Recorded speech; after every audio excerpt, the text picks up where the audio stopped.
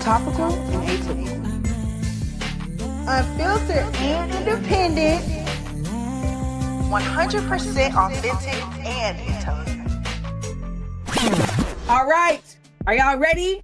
Bust out your Amanda Lander notebook, get your word of the day logbook, and let's get into it. Don't forget, after the show, our SEAL Squad members head on over to Patreon for the after show kickback, where we talk about all the things that went on in the show and how to turn it into action.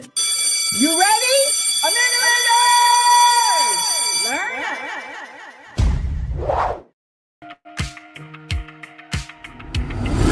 It's gotta be a better way. And we've gotta make it. It's gotta be a better way. Hello.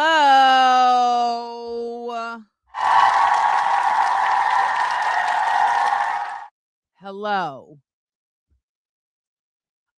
I don't even know how I'm here right now. I got food in my teeth. Listen, your girl is going to Cuba tomorrow, and I've got things to do. So this episode is going to feature Aiden Simardone, who is going to be joining us to talk about all things it on.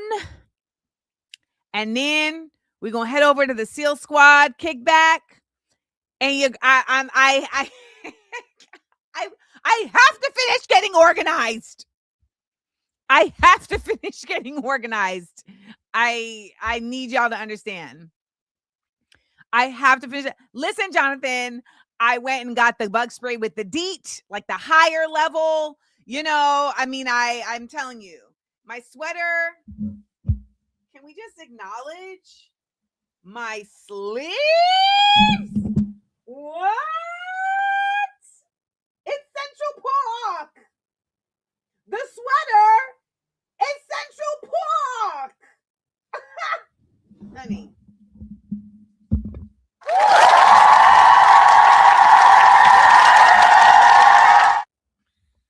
Honey.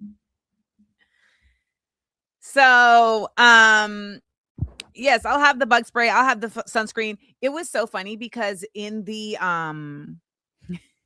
in like the breakdown of like what we need to prepare, it literally said it's going to be hot. People have gotten sunburned. Don't let it be you.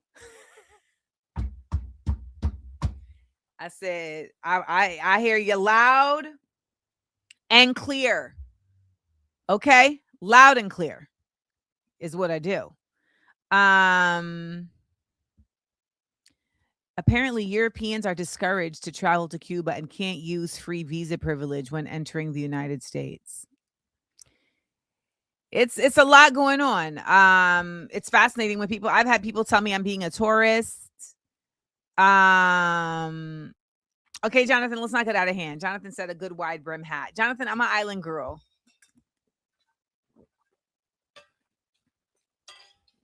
Never forget it. I'm an island girl. I did forget to bring Dramamine, but I don't plan to be on a boat.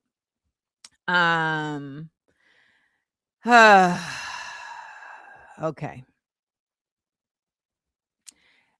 I have been AP adulting all day. I've had, AP adulting is when you do the errands. Y'all know about the errands, right? When you got to do 6 stops. The level of organizing, okay, stops. We got to go here. We got to do that. We got to do this. We got to do that. And like, even if you write a to-do list, you still went in there and left without the thing you went in there for. And now you got to go back in there. Yeah, that happened. Of course it did. Of course. So, but your girl, I'm on my way. I'm on my way. And I didn't really have to talk to people today. I was in it. Marilyn said, hated it. Feel you. I was in it. I was out of it. I was on it.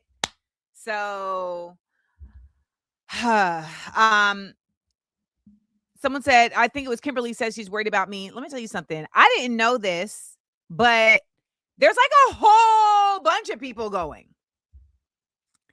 And I'm going to tell you right now, I'm going to be very, very small.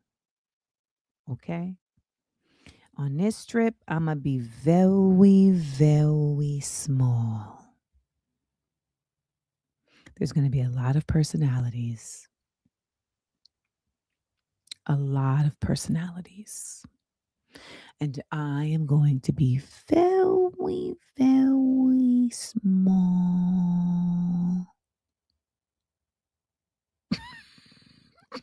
Okay. When I'm in those types of scenarios, I get very, very, very small. I do not battle for the spotlight. Okay. Some people very much be battling for the spotlight. Look at Reese. Reese said, yeah, last thing you need is clashing with activists on a voyage. Well, it's not just activists, it's influencers.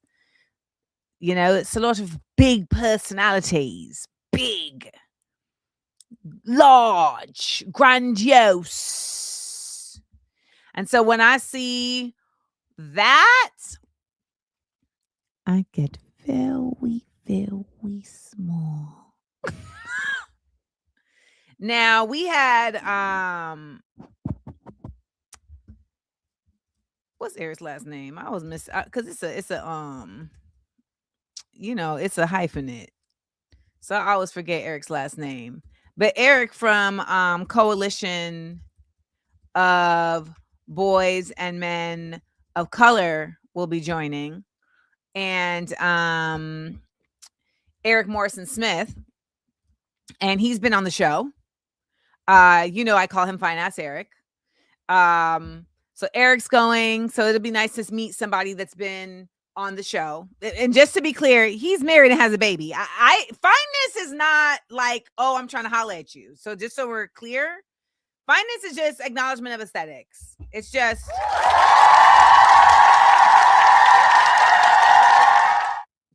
okay. It's just Fine Ass Eric. So that'll be cool. Priscilla, who is Communal Press, she on the IGs, she'll be there. She's my roommate. So it's gonna be nice to meet people that like I communicate on the Instagrizzles. It's also gonna be irritating to meet people that I see on the Instagrizzles. So I'm gonna be very, very small. Very, very small. Yes, Fatima, I'm going with Claudia. I'm going with IFCO. That's the organization that Claudia is the head of. And I know Code Pink is going. And who I know, like Hassan Piker is going, like, names, honey, names. So we're going to Cuba. I see people asking, like, yeah, but are you going to make sure the Cuban people get the aid? I don't know about nobody else. I know that we have aid that we are physically handing, okay, to Cuban people. That's what I know. So that is what I'm speaking on. That is what we're doing. Okay. So, and I understand why people ask these questions because governments be governmenting. That said, that's what we're doing. Okay. So that's going down. Now you will be able to follow. They'll be posting on @IFCO_org on Instagram. So you'll be able to follow on there. yeah, the electricity comes in and out. The electricity going is not like a new thing. It's just that the electricity is going and there's no fuel.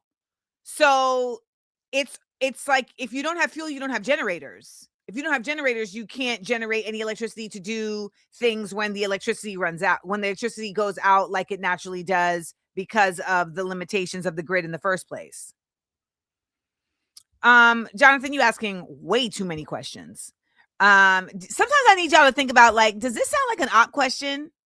That's what I need y'all to ask yourselves. When you want details, I want you to ask yourself, is this an op question? And a lot of times it's because you're neurodivergent. I don't know if you are not, Jonathan, but as a neurodiverge, I have to ask myself, is this an op question? Because as a neurodiverge, I'm going to ask you all the questions. And sometimes I have to stop and say, this feels oppy.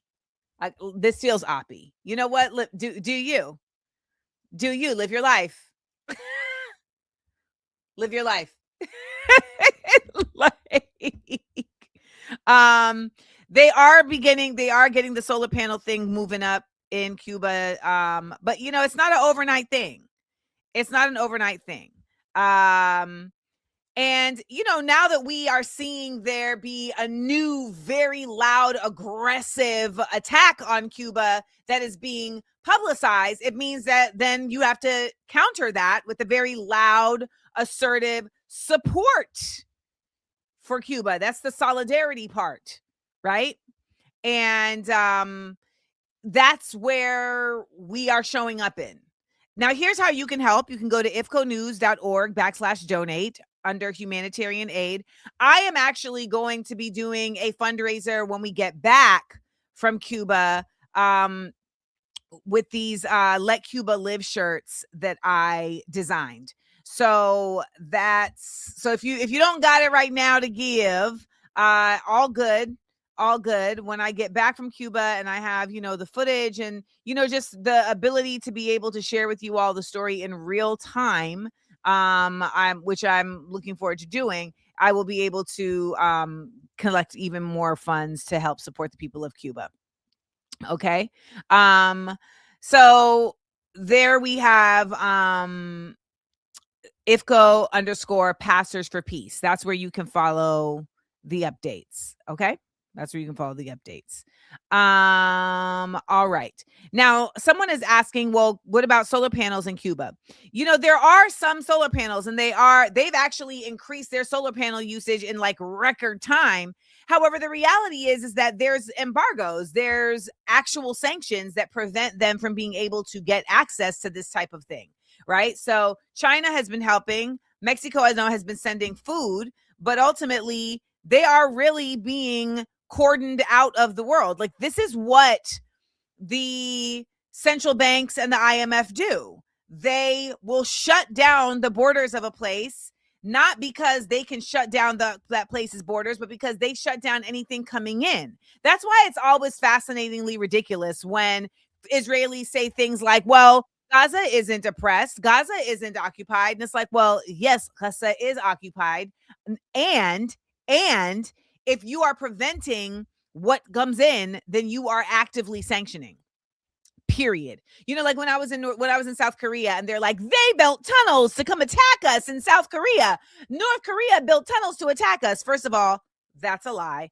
Then they had like a whole propaganda video that showed explosions at the mouths of said tunnels. Mind you, no explosions have happened. There were no, that has never happened. They literally just did a video about what they're saying could happen if the tunnels are used for what they're saying the tunnels are used for. North Korea ain't never said we built these tunnels to bomb you. And from what I understand is that when you see tunnels connecting from a place that is sanctioned, it's so that they can get goods, services, and people in and out under the darkness. Okay? Under the darkness. Now, someone said, you know, I'm so glad that you brought the connection to the IMF and central banking system. Yes, because I'm tired of hearing Israel did, the United States did, Trump did, Netanyahu did. They serve a greater God, so to speak. And I say God because then people think they're God. These are not brilliant men. They're pathetic. All of these people are pathetic people who literally feel valuable by being harmful. They're sadists. And then there's a whole religion they can study and practice to do this. I mean, it goes back years and years and years and years and years and years and centuries. So we are here in this hell of a time, honey, where we have to start calling things what they are. So you're not going to hear me do the Trump did, Netanyahu did anymore. You're not going to hear me do the US did, the Israeli did. I will say it in the context of, on behalf of, and I would love to just call it the Illuminati, but y'all ain't ready for that. Okay, because that word sounds crazy to you. Mind you, it's just an Italian word, but it sounds crazy. Okay, and if you're a hip hop head from the 90s, all it sounds like is Illuminati.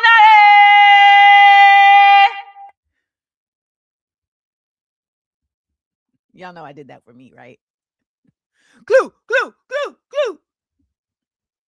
Okay. So let's continue to expand. Remember, we only have 2 more episodes, this one and next week. So let me leave you with as many seeds to germinate in this spring equinox as possible. So let's find out whom is among us.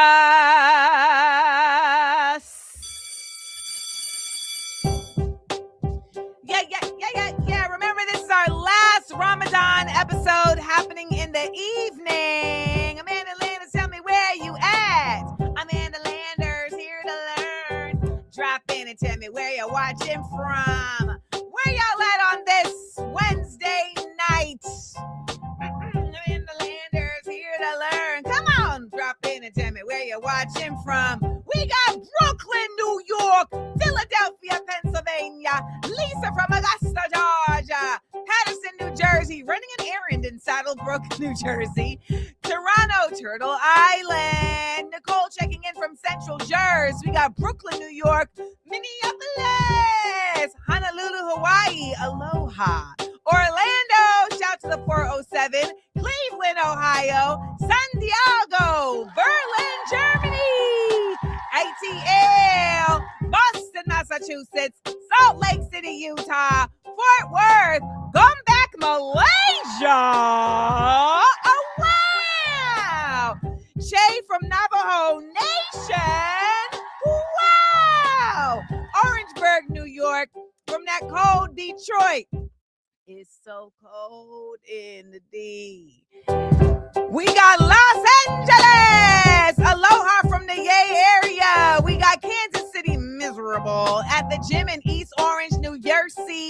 Clinton Hill, Brooklyn. Medway, Massachusetts. Phoenix, Arizona. National City, California. Detroit. Listen, Reese is with us at 10:31 p.m. in London town. Metro ATL, Chicago, Illinois, Detroit again, Bay Area again, Santiago again, Melrose and Fairfax in Los Angeles. Say what up to the Improv. Detroit, Michigan, Newark, New Jersey, Forney, Texas, Valley Cottage. Hey, Sarah! South Orange, New Jersey, Essex County, baby. The Bronx, Durham, Yay area, Sugar Land, Texas, Baltimore, Maryland, Derby, Church, Chicago, Philly. Oh my God. Y'all are really coming through. Okay. Denver, University Place, Washington, D.C., South Boston, Virginia, Maryland, Kansas City, miserable, Columbus, Ohio. I think it's repeating some, but it's all right. Atlanta again. Haudenosaunee Territory, Buffalo, New York. Guadalupe? Smart. The island of Ireland. I'm not gonna lie, y'all. I really be wanting to just mess up people's days when I see things like St. Patrick's Day, because I was on the train and everybody was getting on the train in their green. I really wanted to stand up and say, "Do you even know what you're celebrating? Do you even know?" And they'd be like, Guinness? So there's that. And Kimberly said she's repping from Winterfell. So shout out to the wall, man. Shout out to the wall. Also, I'm pretty sure George R.R. Martin like formed that from the whole like flat earth theory that there's a wall in the Arctic, and that like that wall basically is like around the earth that we live in, and blah blah blah blah blah. And I'm not even saying that any of that isn't true, because at this point, I mean, what isn't true, what is true and what isn't. But it's literally just like I don't even have the capacity.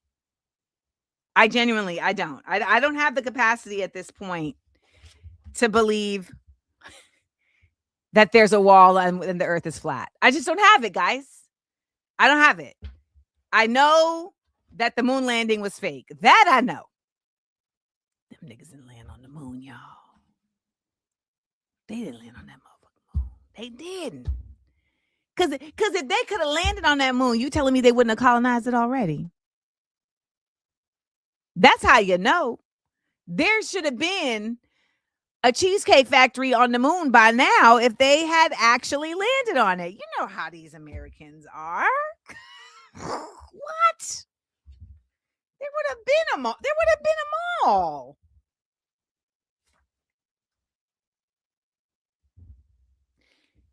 Like, if we landed on the moon, we would have been we would have been about that moon landing. They can't get nothing going on. Let's get into our word of the day before we bring our guest up. The word of the day is culpable. Culpable. C-U-L-P-A-B-L-E. Culpable, an adjective meaning deserving blame, worthy of condemnation. Culpable. I know y'all got some sentences for this one. I said, let me give them a real juicy one. All right. Culpable. That's right. C-U-L-P-A-B-L-E. Shout out to all of those listening on the podcast. Make sure you say that sentence in wherever space you are. Shout out to all of our replay crew. Culpable. Culpable. C-U-L-P-A-B-L-E. Who can use it in a sentence? Let me see y'all. I can use it in a sentence. Can I use it in a sentence? Someone asked me what I don't like about Kamala Harris, and I said, well, she is culpable for carrying out the advancement of a genocide. Do I need to even have a second reason?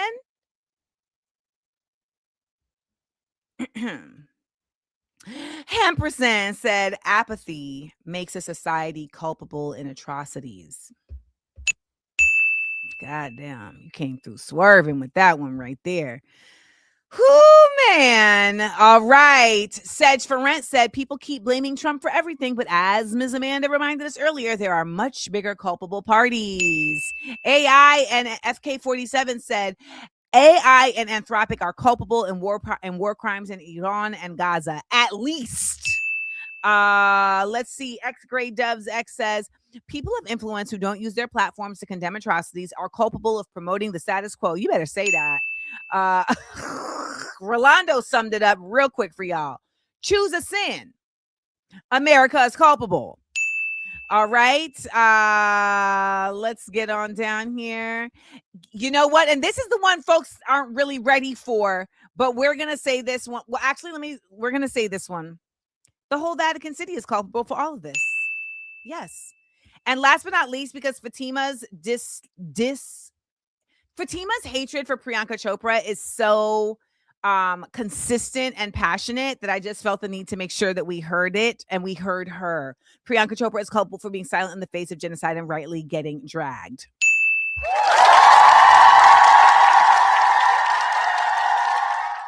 Yeah. Yeah. Yeah. Like Fatima said, I hate her. Got it. Is she the one married to a Jonas?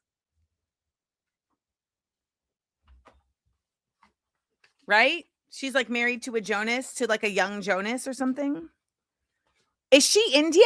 She's like super Hindu, right? She's like a Hindu extremist, something like that. I'm trying to tell y'all, these actors and actresses, they ain't shit. I'm trying to tell y'all. I'm trying to tell y'all.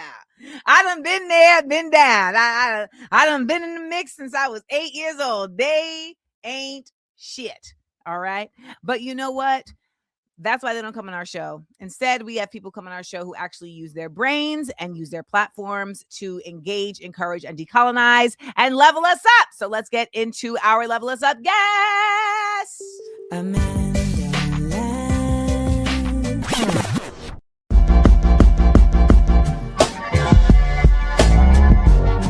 We up. Aiden.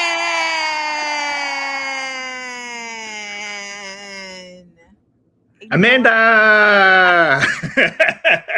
Thanks for having me. Thank you. Okay, Aiden, I'm just gonna jump right in because that's what you did on the internet. You just jumped right in. What happened that made you be like, I'm gonna join the truth tellers? Because I never saw you, and then I saw you all the time on my algorithm, and every time you were saying things that made sense.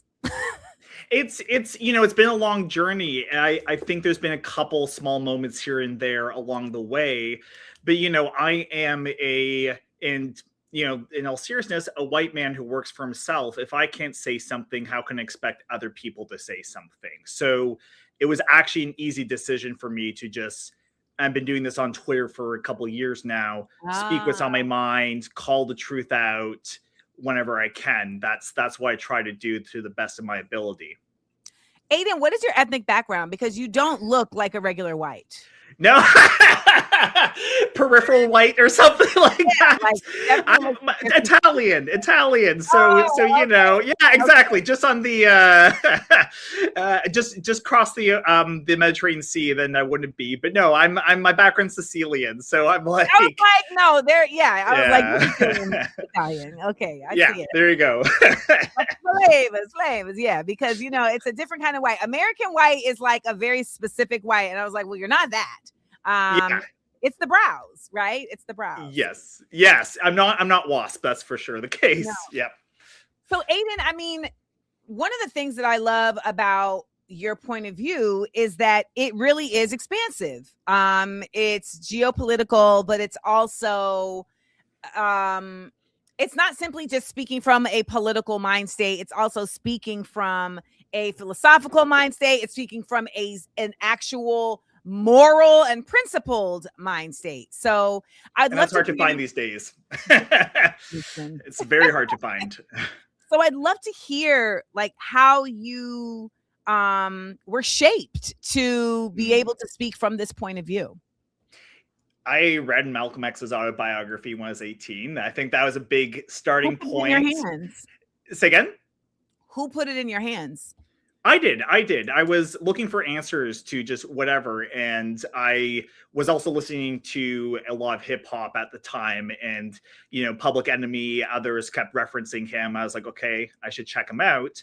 Read the autobiography. And as an 18-year-old, I was like, are you from Canada? Yeah, I am. Yes, I'm Canadian. I heard that out. Yeah. There we go. Okay. Yep. You got me. There'll definitely be a couple A's also in this. There'll be definitely a couple A's, outs, abouts, whatever. Yeah. So I'm Canadian.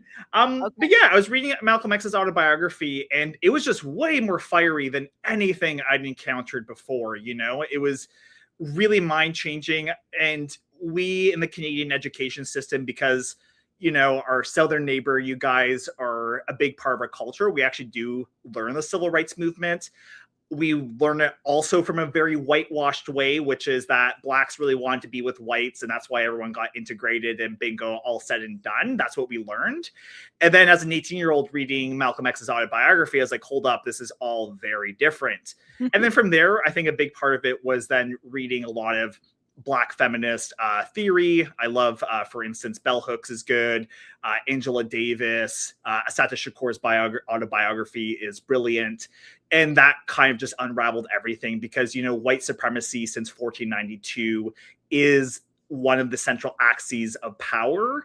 And once you start to untangle that, not from a superficial level, but from a deep structural, moral, philosophical level, everything starts to make sense, including what's going on in Palestine, including on what they're doing in Iran, the Epstein files. It doesn't matter. It all is structured around this racial capitalism. So that's where it started. And then I've just been, posting when I can and speaking out when I can. So, yeah.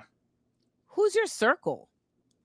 It's I don't know, mix of whoever, friends, I don't know, old friends. I don't know. Like what do you mean by this? Like, because when you think this way, it can be very isolating, right? Yes. No matter what gender, class, race, ethnic background you are. But so it requires also and it requires having people around you because you constantly are asking questions that you have to challenge and continue to challenge. Right. But I'm also like, you make a really good point and it can be isolating, but I don't know, I've always been, it's really funny because I'm very vocal, I'm very out there. I feel not how I act, because people always say you're not like that, but like I always feel a little more introverted. I prefer time to myself. Yeah. So going on that journey was actually like just a lot of self-reflection, looking into things. I remember when I was I still do this a lot of my free time. I just spend browsing Wikipedia. I don't need many interlocutors in order for me to get closer to the truth. I think my internal dialogue helps with that. But there are people around, friends, family, whatever it may be. But it's definitely been a journey on my own to a certain extent. Points of view? Say again? Does your family share your points of view? A little bit. I'm more liberal, right? Whereas I like to go a little more radical, I think, my girlfriend does definitely, other friends do, but it's definitely, again, it was something that had a certain moment. I think Malcolm X was a big thing. I found school very stressful. I was anxious about life. And I think actually from even a therapeutic perspective, I think last week you had a social worker on. I think actually getting to the root of a lot of things is also like self-transforming, which is not to say that's not why we do it necessarily. Our goal is always towards liberation. But, when you're feeling anxious, especially as a teenager, not making sense of things, I feel like a deep perspective on why things are the way they are can actually start to be very not reassuring in the way that things are good. It's actually like, oh, everything's awful. Right. But now I know why it's awful. Yeah. Now I know why it's awful. Like that's refreshing actually, right? I do not believe ignorance is bliss. Ignorance for me is like really annoying. Yeah, and then you see people lash out in weird ways. They're either blaming trans people or women or whatever it may be, and that's like, but that's obviously not the root of the problem. So then it's just like these people. That's why they're you see these reactionary people, then they're also don't have their emotions together because like, yeah, you're blaming Drag Race, but Elon Musk and these billionaires, that's perfectly fine. I'm also an immigration lawyer, should mention that at the beginning, and immigrants get blamed for everything. Literally. And it's like, that's exactly what the billionaires want you to do. That's awesome. They're going to make more money now. Every single time someone blames an immigrant, a billionaire gets richer. That's really the truth of it. So, but yeah, needless to say, I think these kinds of things, I also, in my journey, and just really quickly to wrap this up, I also knew I was going the right way because it started to feel right and things started to make sense. And I do always challenge myself, but then you start to challenge yourself. And you're like, no, actually things are this really weird way. That is what's going on. So yeah. Yes, that's the thing. And I want to get into that in the now of things, because I feel like people want there to be a very cookie cutter, cut and dry explanation for the myriad of things happening all at once right now, whether it's with Iran and Venezuela and Cuba. And I do think there is something very simple in the fact that it's an expansion. Like we're watching a colonial expansion happen in real time. I think though that many folks really don't have a handle on how Iran plays a really impactful role in this. You know, I see people saying like, this came out of nowhere. No, it's been 40 years in the making, more than that. I would love for you to provide some more context for folks as to how we got here.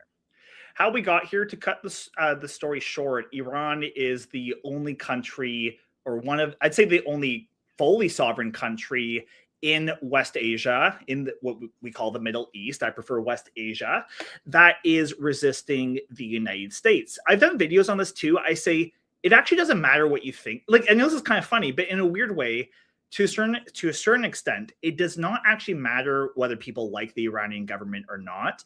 The truth of the matter is there is American imperialism in West Asia, and Iran is the only country resisting that. It has allies. Of course, there's resistance groups in Lebanon. There's Ansar, the Houthis in Yemen. But Iran is the big player here that is resisting American and Zionist imperialism. And that is why they are going for them. That is the big reason. And I also, I think as I was listening right before this, I came on and you were saying, we can't focus just on Trump. There's bigger players always.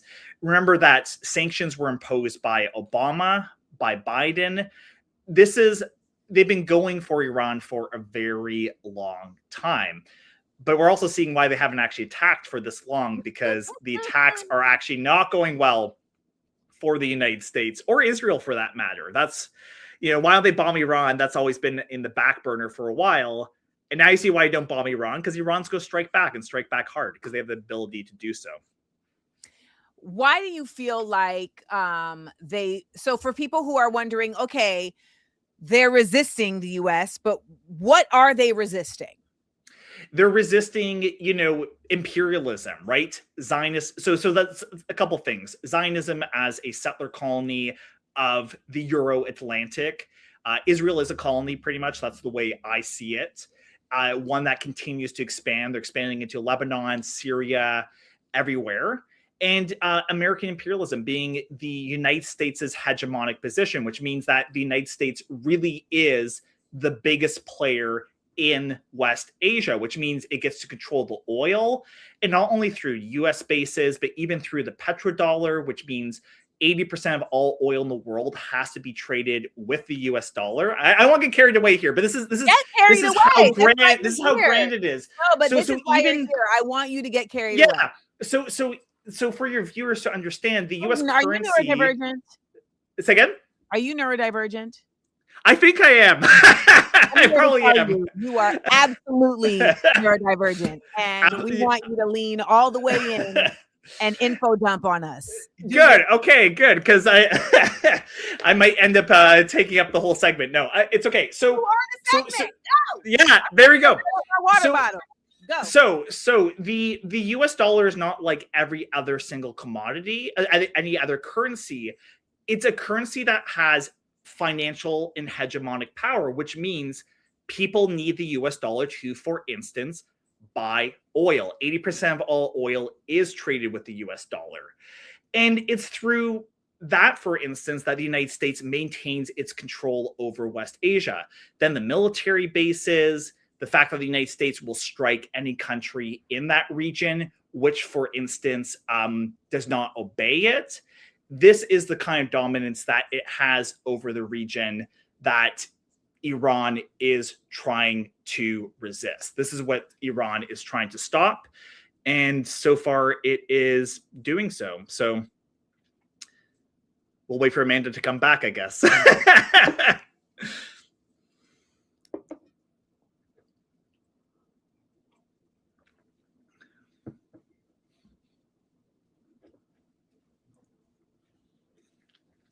I think one other thing people should also understand is that this is something, as I said, was going on for 40 years. Iran had the Iranian Revolution in 1979. This was overthrowing the Shah, who was a very pro-U.S. And you're back, great. I was also just going back to 1970. Amanda, I was going back to 1979 as well, where the Iranian Revolution happened. Yep. And there was the Shah, but before the Shah was Mossadegh, who was a, actually like all he wanted Mossadegh in the 1950s was just to nationalize the oil, bring oil money, and give it to the Iranian people. He was not even a communist or anything too radical. It's just like, hey, we have all the oil. Can we get some of the money back? Mossadegh was overthrown. The Shah was put in power. 1979, you have the Iranian Revolution. You have the Iraq War, a very devastating war, the Iran-Iraq War, which I think killed millions of people. That was their attempt to get rid of Iran. They weren't able to do so. There's, of course, now been sanctions for the last 15 years, and they keep trying to get rid of Iran because Iran is the only one resisting U.S. hegemony, including the U.S. petrodollar. So this is a huge thing going on right now. Yeah. So I saw you say the other day that you do not believe that this is World War III. No, I don't. That doesn't mean it's good, though. Well, I disagree. So I want to hear your thoughts. I think there's not going to be World War III not because America or Israel isn't ridiculous and bloodthirsty, but because I think China and Russia are too smart to get involved in World War III. In order to have a World War III, you would need one of the other great powers, which really there's only three, the United States, Russia, and China, in direct combat. And I don't see that happening. Everything else, though, like global recession, potentially a nuclear strike on Iran by Israel, all these things I think could happen. I don't see direct fighting between Russia and the United States or China and the United States happening. But everything else is going to happen. It's going to get very bad. Why I disagree. Tell me, please. Because I think we have to shift our context or even our definition of what we consider to be a world war. Yeah. Even just the fact that how we consider combat has changed, right? World War I combat was very specifically like trench warfare was the jazz, and prior to that, they were fighting with bayonets and, gunpowder pistols and cannons. Prior to that, there's armadas. So we have seen the way that war takes place shift over time. The last world war, so to speak, World War II, was essentially, a lot more fighting in the air, right? Mm-hmm. We had a lot more bombs, etc.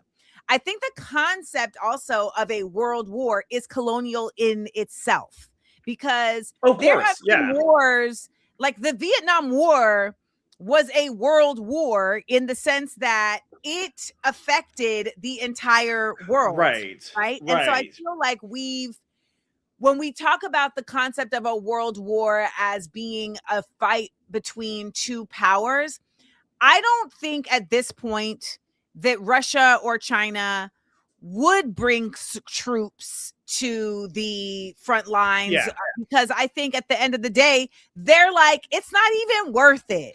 Exactly. And Iran doesn't need that. Iran doesn't need that either right now. It's Iran. For all your listeners, Iran is winning the war. Very loud. Donald Trump can say whatever he wants. He can appoint Scooby-Doo as the next leader of Iran. It doesn't matter what he says. Iran is the one winning, So yeah. I think we also have to acknowledge that world wars did not begin with the title, "Oh, this is a world war." No, of course right? Not. It started with Warren the Duke, right? It starts with this one not necessarily one, but it starts with inciting incidents that over time draw folks in. And what I foresee happening is that the way folks are going to get drawn in is actually not going to be through violent force, but through economic force. And that is violent in itself, right? So Cuba right now is in a war. Mm-hmm. Right? No, it is. It is. So it's these are the tactics of war have become a lot less direct. They've actually, you know what? To be honest, y'all, the tactics of war have reached a level of white corporate woman that we never saw coming. They're passive aggressive. Yeah. Iran is actually fighting war in an old school way. They're like, okay, we're gonna bomb you. But that's also deliberate because the United States also the United States is okay with killing millions of black and brown people. They hate, though, when their own soldiers are killed, right? Like the life of one, the life of one soldier. You're being Canadian. Am I being Canadian? Tell me, please. Yes. The United States does not care about its soldiers at all. The public, okay, but the public, let me put it this way. I think, okay, so wait. The Vietnam War, my point would be this. The Vietnam War came to an end not because the Vietnamese were being killed, is because there was a mounting American soldier death toll. That's what brought the war to an end. But it was 10 years later. No, absolutely. Absolutely. They knew that they couldn't win. They knew that the deaths were like astronomical, and they were still like, yeah, but, and we're gonna keep going. Like your man's Nixon, he then comes in office. He could have stopped. Right. But I mean, in terms of the public image, they don't want. So, like, for instance, I don't know if you've seen. Have you seen how many soldiers? Wait. No. But wait a second. They keep saying like, 12 U.S. soldiers have been killed in this conflict. They're downplaying those numbers. And why would they downplay the numbers? Because they don't care. You're right. They don't care. We see that they don't care, right? But they are trying to control the image. And I think they do try to use indirect forms of warfare very often. The drone warfare, the proxies, things like that. And I think, yes, you're right. If necessary, they will throw 1 million young men into the Strait of Hormuz, as they looks like they're going to do. But I think there is also public opposition in the United States, I think, does rise when U.S. soldiers are the ones being killed, which I don't think is a good thing necessarily, because I think it should be just even black and brown people dying should be enough. But I think these indirect forms of warfare is partly a consequence of that. And but yeah, and we got sidetracked because you're talking about World War III, of course. No, it's all a part of it, right? Because even looking at the United States and Israel, right? Like, yes, they are, in my understanding of what's actually at play here, they are merely pieces on a board being moved by the same hand. Of course. So, some people will think, oh, U.S. is capitulating to Israel. Israel is doing the bidding of the U.S. No, the central banks, the Masons, and the Vatican, that's who's running the show. And they've been running the show, for an extremely long time. And when you start to understand the way central banking and the IMF have actively colonized the world post the idea of colonization, right? Because the concept of colonization after World War II was no longer sexy. So they stopped using that term. But they still kept doing the thing. No, I was going to say also, it is just settler colonialism in a way. Like, this is the United States, 1492, folks. Like, when people say, when did everything start going to crap? And they're like, oh, Ronald Reagan, this. I'm like, no, Christopher Columbus, people. That's where everything started to unravel. If we want to go even further back, I'd say the colonization of Ireland, those were the early steps. And the same thing with the Reconquista. Say again? You know who Christopher Columbus was funded by, right? No, tell me. Christopher Columbus was funded by Jewish merchants. People who were calling themselves Jewish merchants, right? Right. He himself was also a crypto Jew, in the sense that, for those who don't know, crypto Jew was a term for Jewish folks who actually because the Reconquista, a lot of them had to hide their identity and stuff like that. Yeah. But then you come to learn that all Jews ain't the same types of Jewish people, right? There's some Jews that are by faith. There's some that are actually about some otherness. And you start to understand that, for what it's worth, we have been homogenizing Judaism for a very, very, and we have anti-Zionist Jews too, right? Like, that's really important. Jews who have resisted, and this is But can I just say something real quick? Yeah, go ahead. Yeah, please. I just feel the need to call that out, but let me just say, there have not been enough anti-Zionist Jews. The same way there haven't been enough anti-racist whites. Yes, this is true. Yes. No, I do. Yeah, I understand that. We always should always be more. We don't want to leave you guys out. We know that you guys are doing the thing. You know, we know there are good folks, but I just want to point out that like it should be in droves. No, it should be. And it's always the same, like,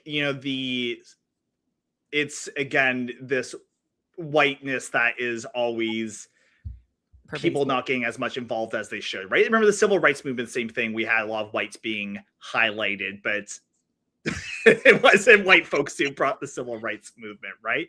Fair. But needless to say, what I was just going to say is we have 1492 is where it all begins, in my opinion. Mm-hmm. And obviously, as I said, Ireland, the Reconquista, where they genocided Muslims and Jews in the Iberian Peninsula.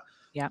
But where I was going with this is that's where it's all gone bad. And like, because people are always asking, like, is the dog wagging the tail or is the tail wagging the dog? Like, does Israel control the United States? Does the United States control Israel? It's one system, in my opinion. It is just a settler colonial system. It's just a settler colonial system that is rearing its head and doing what it's done. And I'm sorry, folks, but also the United States, Canada as well, Australia, New Zealand. Yep. These are just Israels on a large scale, right? Yep. These are just massive Israels. Yes, right? And people might say, oh, thank you. And people might say, oh, but we're not whatever, we're not they might say, well, it's not the same. Well, we're not doing the same things. We're not doing the same thing. But even if that were true right now, you did it before. Like, that is the thing, right? You did it before. And that's why there is like, all these indigenous groups in Oklahoma, for instance. Why are they out there in the eastern part of the United States? Well, because the Trail of Tears, this has all been done before. And I think, though, and I think that's why whenever you see who is backing Israel, the strongest, it is Canada, America, Australia, sometimes New Zealand, but it's these settler colonies that are the strongest backing them. Commonwealth. Sam? Mm-hmm. The British Commonwealth. Yeah, exactly. Yeah. Well, how was Zionism created? There was Transjordan, which was a British colony, right? And the Balfour Declaration and all these other things. In America, in many ways, in my opinion, also just replaces British colonialism. That's the big thing, So thank you, Aiden.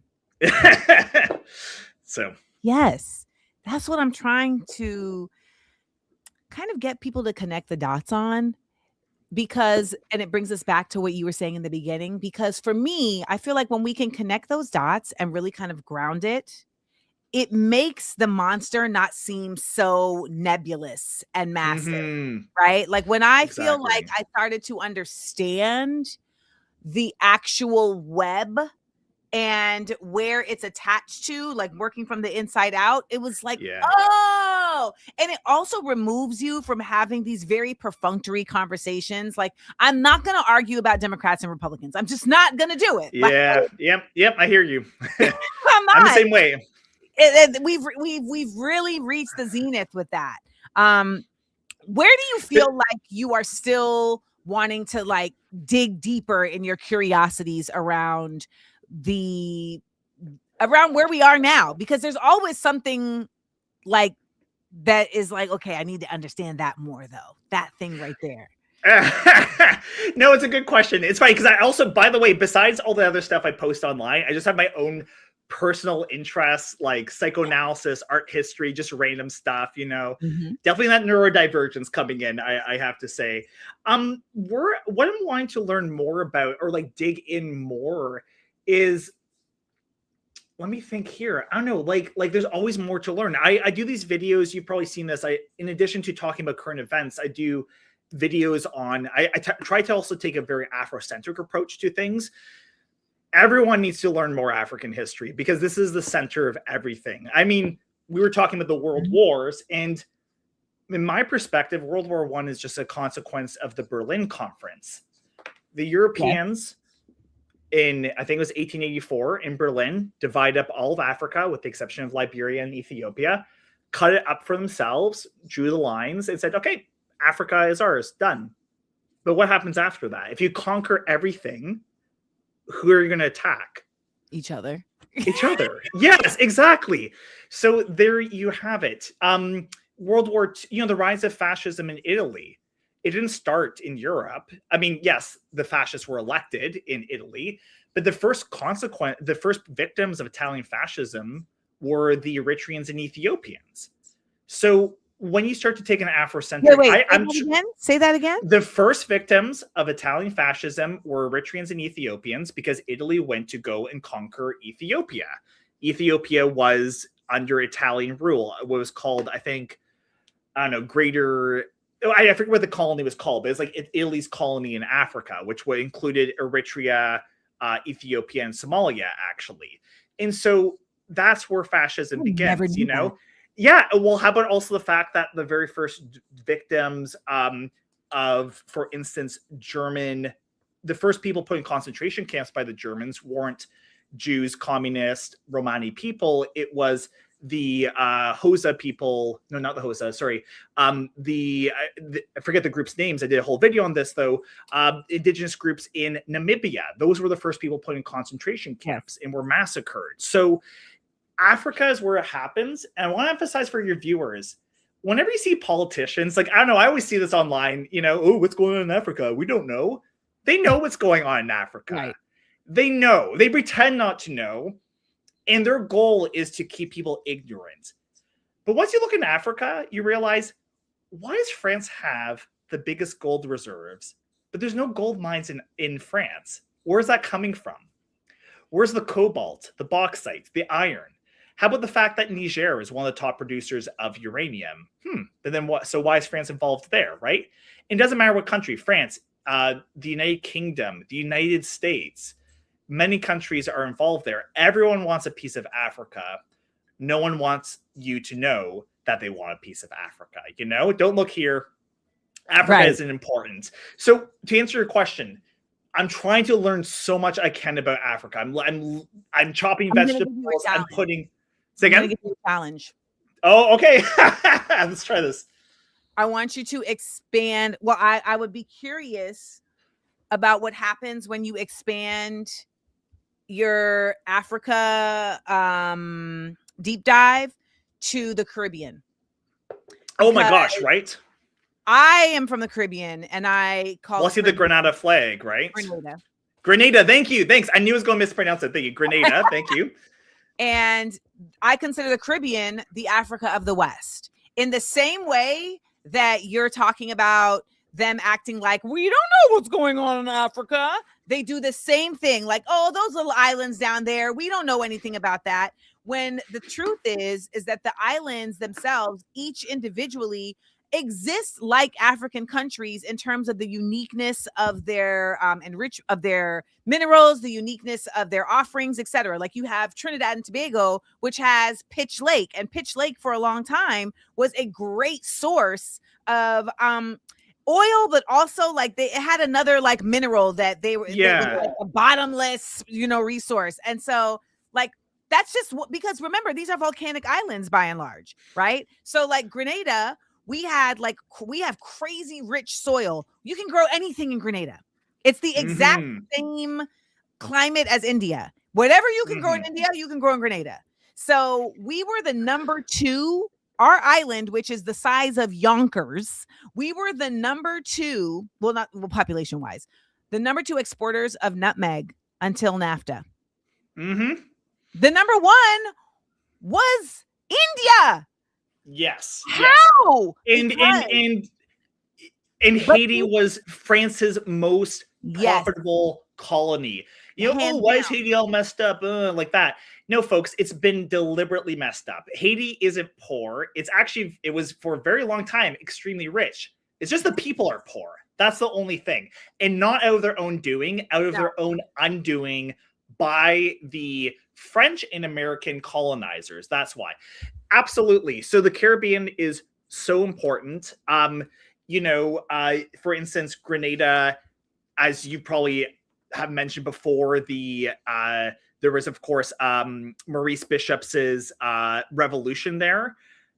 Actually, by the way, a bloodless revolution. Like it was actually a revolution that, People say, "Oh, well, no." There was a struggle, but compared to a lot of other revolutions, people say, "Oh, why can't we just have a peaceful revolution?"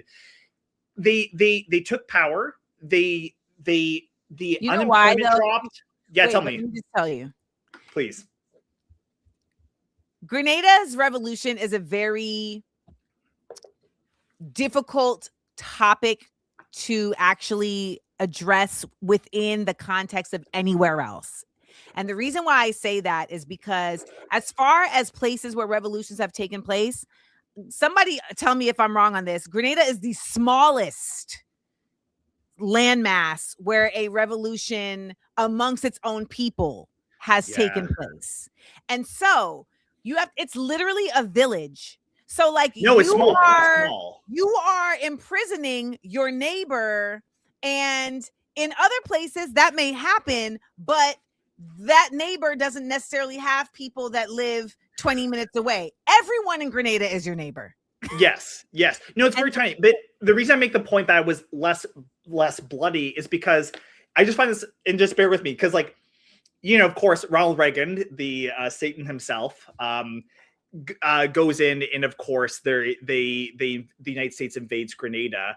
But it's so funny because there's always this anti-communist propaganda, and yet the social change that occurred in Grenada was actually relatively peaceful compared to other revolutions, which is fine. We sometimes need a violent revolution, but I just find even the one instance where actually it goes pretty smoothly, the revolution, and they take power and it's relatively peaceful, even then that was too much. So when they say revolutions need to be stopped because they're too violent, complete nonsense.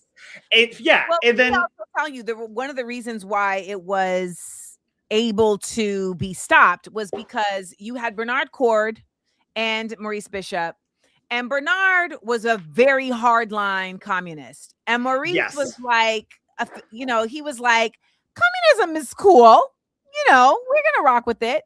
And what I feel like happens so often is that politicians ultimately are charismatic, and you end up getting folks in a room and you end up talking, and it's like, okay, you do this, you do that. Like I saw Gaddafi's daughter today, say Iran, do not listen, because my father who was completely committed, was able to be swayed. Right? Because ultimately they really want peace. Let's be real. So what you're talking about is facts. Like they really don't want there to be blood. And so it becomes like, all right, well, I'll rock with you. But the United States, the central bank, IMF, they're all about blood. That's what they're all about. I know, right? It's only, but of course, in their eyes, it's only, he was going to stop cheating on you. He's not. It's only violence when it's brown and black people doing anything, think about, so again, Grenada, this relatively peaceful revolution, but hey, even boycotting Israel, I'm just not going to buy this thing. I'm not going to buy oranges. And it's like, wow, you're Hamas. Rid of you. It's like, I'm just not going to buy your stuff. I'm not even it's not like sabotage. It's just like, hey, let's not I thought that was capitalism. I thought we got to choose what we got to buy. And I thought that was part of the whole thing. Right. But that's why I find it so ridiculous. And going back to what you were saying about, though, the Caribbean being a extension of Africa, absolutely, 100%. And it's incredible some of the traditions that were kept, even despite the violence of slavery, both the passage over and the violence that was done on the islands. Some islands, slaves only had a life expectancy of 2 years upon reaching the island. Yep. Look it up. There are some islands, because slaves were so cheap and these people were so demonic, they would just literally work them to death. Yeah, exactly.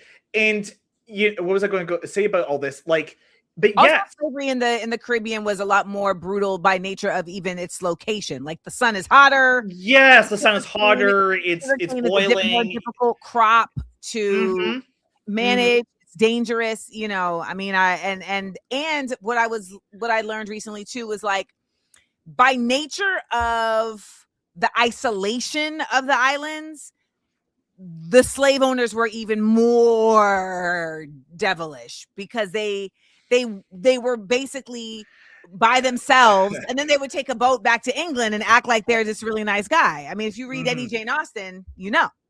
That is part of the reason they killed all the whites on Haiti, because like literally because people were like, you know, God, I remember sometimes seeing this thing like, oh, like, you know, like what about I don't know, just like this nonsense, you know, like white genocide or whatever. It's like, yeah, Haiti, that's a prime example. It's like, no, literally every single time they had a chance to bring back slavery, the whites brought it back. Other than the Poles, and they did not. And on Haiti, they did not kill the Polish people because they're like, no, you're cool, you're fine. The French, though, were like, we're getting rid of them because they kept bringing it back every single time. So why were the revolutionaries okay? Because they were indentured, and they weren't slaves. They were indentured. And unfortunately, we've seen a lot of history where indentured whites end up siding with the white power structure. But in this case, they're like, nah, like we don't want to be like, we don't agree with this. And so, yeah, there's actually still, I think, Polish descendants in Haiti today, actually. I think there's like one town, I could be wrong on this, but I think there's like one town that has like a lot of Polish people still in Haiti. I feel like that's the case for many islands. Like Grenada has like one town where most of the white people live, and that's where the town I'm from. Oh, there you go. Voila. It was like a big deal that like my family was in that town and built a big house, and all the white people were mad at us. Yeah, there you go. And I was going to say, like, the cultural traditions, though, that survived this is incredible. You know, people think voodoo, unfortunately, has been a word associated just with anything freaky. But voodoo was a mix of West African religion and a bit of Catholicism. And voodoo ceremonies, actually, in Haiti, they use that as cover to actually play in their revolts, you know? How the heck do a bunch of people who are all part of different groups get brought on a boat, half of them die, come to an island with life expectancies that are very short, and maintain those African cultural traditions? Incredible. And even, you know, I really hate this always, you know, people always make fun of the Jamaican accent and stuff, but part of that's also has to do with, like a lot of Jamaicans were descendants of the Akan, who were AKAN, I might be mispronouncing that word, out in West Africa. And so a lot of the words are actually preserved from all the way over there. So needless to say, I mean, I'm a Pan-Africanist. Like, I think Africa and African people need to be united, both in the African continent and across the world. I'm a big proponent of, you know, like even we all know the Black Panther Party, but heck, even like the Black Liberation Army, a lot of these groups that really had a Pan-African perspective and saw Black people within the United States as a colonized people.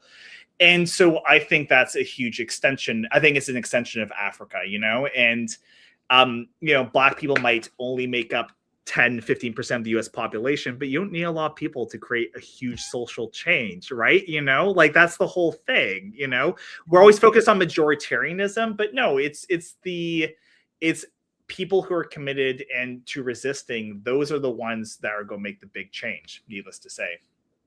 So where do you see the United States, if you had to theorize how the people in power would utilize the US and Israel moving forward?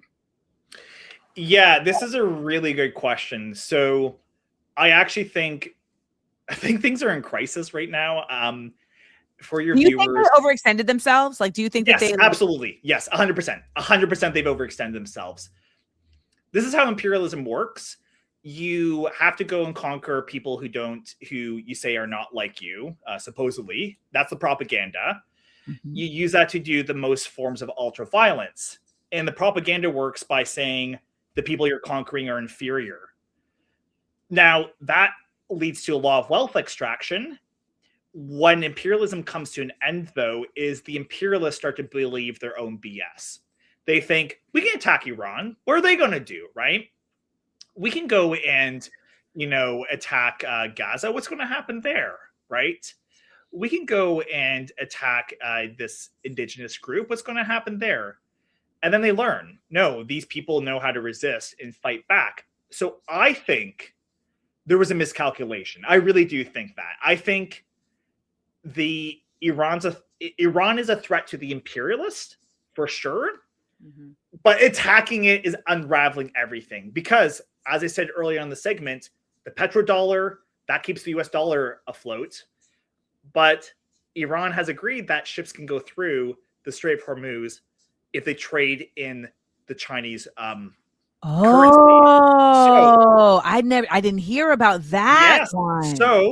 So, well, then there goes the petrodollar. Well, then what happens then? Well, that means the US dollar's value as a global currency goes down. That means inflation goes up, right?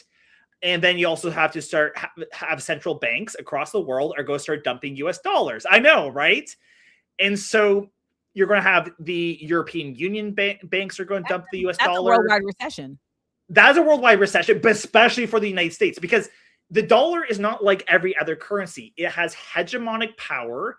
And once you undermine that hegemonic power, it quickly unravels. It happened with the UK pound. The UK pound, the sterling, used to be the global reserve currency. And then it no longer was. And yes, its value went down, right? There was fears that the US dollar, even the 70s, was going to lose their value. That's why they got rid of the gold backing of the dollar, because they wanted to just turn it into paper that was not backed by anything, but was backed by power. But what happens when that power goes away? You really have a quick unraveling.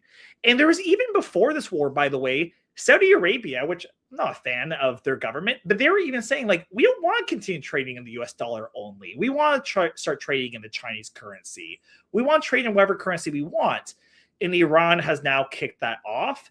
And I think the US dollar, this is a really big kick to the US dollar. So, needless to say, the war isn't just the war. It's the US dollar, it's the economy, it's oil, yes, but it's also all these other fertilizer. It's fertilizer, helium, which is important for medical devices.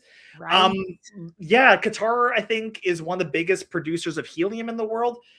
I think they overstretched. I think they made it. I don't mean this from a moral perspective. We hate it morally. We know that. They're evil, they're bad.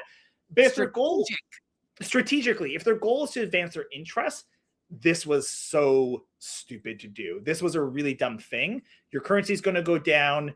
You're going to have, by the way, the Gulf states like Kuwait, Bahrain, Qatar, the United Arab Emirates, they're done. They're done. Those countries existed. Those countries existed on an illusion of safety. They existed on labor that was borderline slavery, if not slavery. All those fancy buildings in Dubai were built by Indian, Pakistani, Filipino. Servants, pretty much. And now the wars crashed the economy. All those people are going to go back to their country. Who's going to build, I don't know, Burj Khalifa 2 or whatever the hell they're building, right? Have you ever been to Dubai? No. Have you? Yes, but only because I was doing comedy. I was doing stand-up comedy at the time.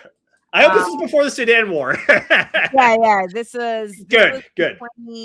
Well, I don't know, actually. This is in 2015. That might have been 50 years ago. It's everything's changed since. I mean, anything pre-COVID is like a whole other dimension. But I talk about it to people all the time, like how bizarre of a place Dubai is, because it's horrible. Apparently, even just from being there, it's weird. It's just a weird. It's like Vegas.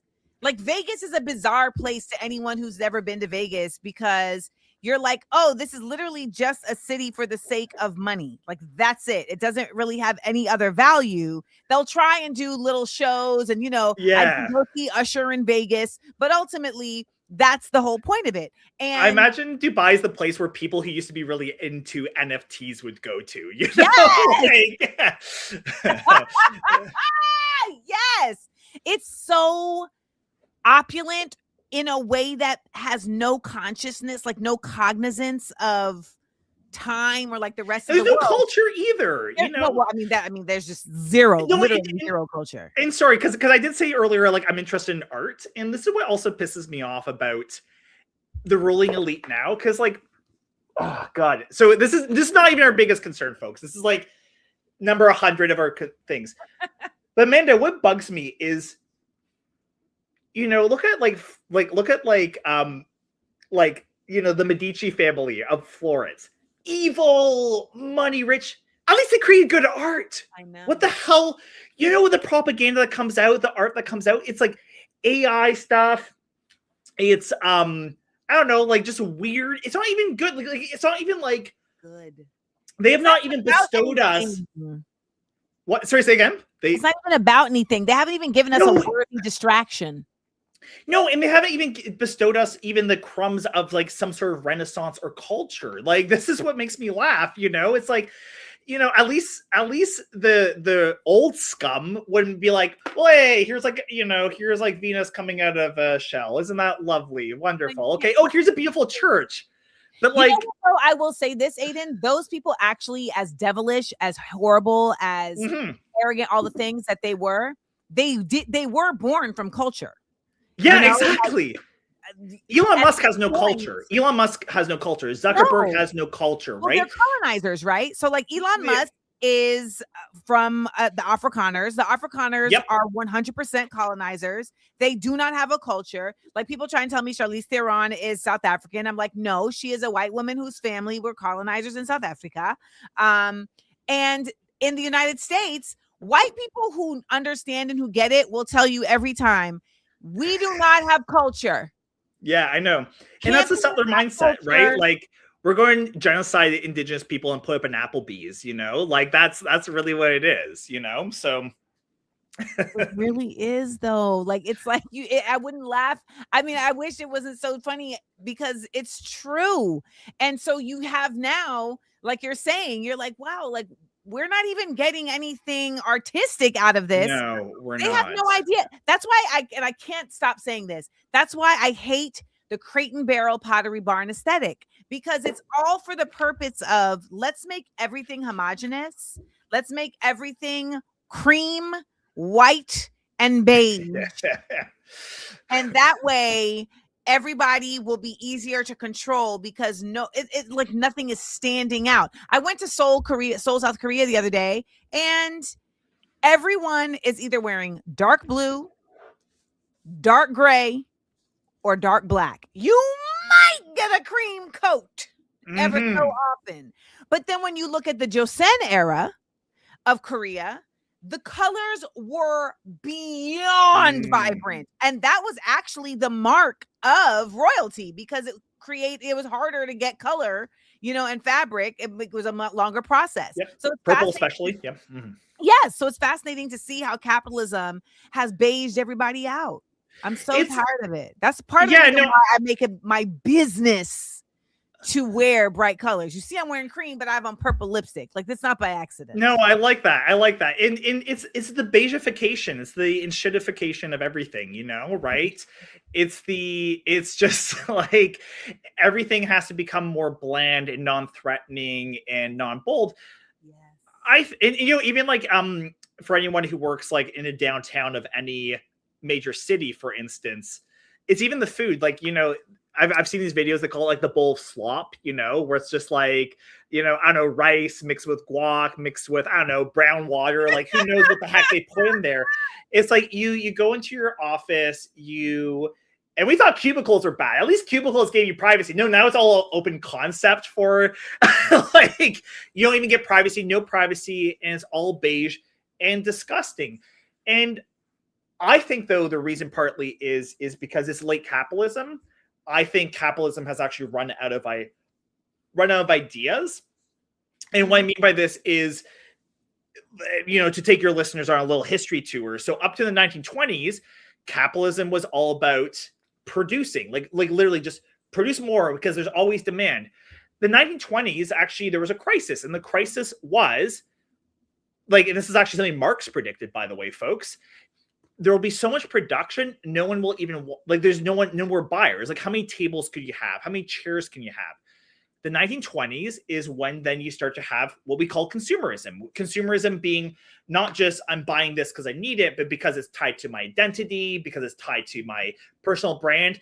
And by highlighting this, I'm not saying I'm above it. Like we're like, look at any clothing, whatever, art, whatever. It's all part of the modern identity. And then so you started to create planned obsolescence too. Planned obsolescence being your fashion changes, your computers change, everything changes. I tried to turn on an iPhone 6th generation today, and it will not work. It won't work. It turns on, like the battery, the screen, everything. It will not allow me to connect to my iCloud. And what we have, yeah, exactly. But I now find we're even getting to a point where the consumerism, the identity, what am I trying to say here? We're getting to a point where even this planned obsolescence isn't working as much as it used to, because at a certain point, like, you know, I'm doing this on my computer right now. My computer is actually 10 years old, by the way, and my camera looks fine. Everything looks good. And the reason why I'm saying this is because we're even reaching a limit here. Like, how much faster do you need your phone to be? How much faster do you need your computer to be? You have Amanda, you have a really nice microphone. There is, and I've looked at microphones because I'm going to up my videos and all that. But there's also a certain upper limit. Like, after a certain limit, you can't actually like hear the difference, right? You know, it gets very minuscule at a certain point. And I think we're now at a point where capitalism has run out of innovations in ideas. And now we're just at a point where it's rent-seeking behavior. It's just, obviously, your personal rent of your house is going up, but none of us even own software anymore. We just pay a monthly fee, right? And so it's becoming no need for innovation, no need for making more stuff, rent-seeking behavior. And with that, it's the landlordification of everything. And it's just bland, you know, just like, oh, put paint all over it, you know, that's with the classic landlord treatment. And that's why it's starting to look bland. There is no more innovation, you know. Previous capitalists, they were scum, as at least to a very small extent. You could say, well, at least they're creating something new. There's nothing new anymore. It's getting recycled. And I think it is entering a crisis. And I think that's why it all looks really disgusting and fake, because they've run out of ideas, you know. Oh, AI. AI is nonsense, folks. I really do think AI is nonsense. I think and so they're trying to find the next big faster than people think. It's going to crash and burn faster. Oh, it is. Exactly. Let's stay the course. Like Facebook just fired like 14,000 people yesterday because BlackRock told them that it would be good for them to do so. So they fired 14,000 people and their stock went up because then they invested in AI. And the truth of the matter is that AI is not actually infallible as much as they would like to think it is. The concept itself is erroneous. Like, it is an actual computer trained by humans. Humans are fallible. Like, it's just what it is. And it also serves ideological purposes too, because, you know, Amanda, there's so much. I wrote an article about, unfortunately it's paywalled, because it was a really good article I wrote like 2 or 3 years ago, but I called it AI ideology. I'm just like, it's all ideological warfare, because now you're seeing these layoffs and they even say, oh, it's because things have gone more efficient. No, it's not. No, the studies actually show AI is making things more inefficient. 1,000%. We know when we get something that's made by AI, I look at it, I'm like, this is crap. And then if you're a worker, you need to review it and go over it. It's slowing things down. AI is complete nonsense. And what I think it does, though, I think it serves ideological functions. It helps to justify decisions. Oh, no person made that, just the AI did. There's no need to question it. Oh, you know, we fired these people. The algorithm just said, do this. Okay, done, right? You know? I read that article you wrote, Aiden Simardone. Thank you. So there's these things, where's it going with this, though? It also serves another function, which is to, what was I going to say? Like, it also serves a function to occlude things, to make things feel more mysterious, when really, no, it is just humans doing this. But I think there's also something very serious going on. I think they're also pushing AI to create confusion. So we saw Donald Trump even recently. He had a tweet where he said, oh, all these Iranian strikes on US bases, those are just AI. They're not AI, by the way. They're not. But AI now becomes an alibi to say, oh, that stuff in the Epstein files, those videos aren't real. That's just AI, right? I think that's what they're going for. I think that's one of the big reasons why they are doing that, is to try to create confusion and to make it all mysterious. But people need to understand, these, at the end of the day, it's just code done by people. And by the way, it's not thinking for itself. It's not a mind, you know, right? Waymo cars. Oh, the Waymo cars, the ones that drive by themselves or something, or supposedly by themselves. Don't drive by themselves. I know they don't. Of course they don't. Of course. Guys, it's people in the Philippines who are literally driving the cars from the Philippines. Yeah. And people, the guy who brought this to the table was like, so here we are in the United States, and we have to take driving lessons. Right? We have to get a driver's license. We have to get insurance. We have to upkeep all of these things. And if we fail at them, we are then, of course, fined, etc., etc. And there is some guy in the Philippines who is driving this vehicle. And that's the point of the AI, because to offshore, to move labor around and just say, pretend it's magic. People treat AI like magic. It's not magic. It's all different labor. But even for instance, not really AI, Aiden. No, it's not exactly. It's a like, misnomer. That's the thing. It's not really AI. Like, I saw a story the other day of these women in Kenya who are suffering mental health crises because they are the ones who are sorting through porn. Yes. I was going to mention this. When the content moderation online, they say it's AI. It's not AI. It's the big center is in Kenya, and they're traumatized because there's porn, there's child porn, there's violent imagery they have to cycle through. It is not AI. So the reason why I wrote the article, and again, unfortunately it's paywall, but it was a really good piece. I called it AI ideology because you're right. It's not even AI. So AI is just a ideology. It's just ideology used to cover things up, you know, right? We cut the workers because of AI. No, that's a decision you made. Oh, Waymo and content moderation, AI. Nope, that's labor. Oh, you know, we have to, rechange the whole economy for AI. No, you don't, right? It's all just ideology meant to advance the interests of those on top. The good thing, though, it is going to come crashing down, and I can't wait for that moment because I'm sick of it. I'm really sick of it, you know? The facilities, oh, gosh. I mean, I'm at a point, it's interesting when you were saying about how it's reached a limit, right? Like the consumerism, but also the ideas, etc. Because I experienced that in my own microcosm when I was in LA. Like in LA, everything is competition.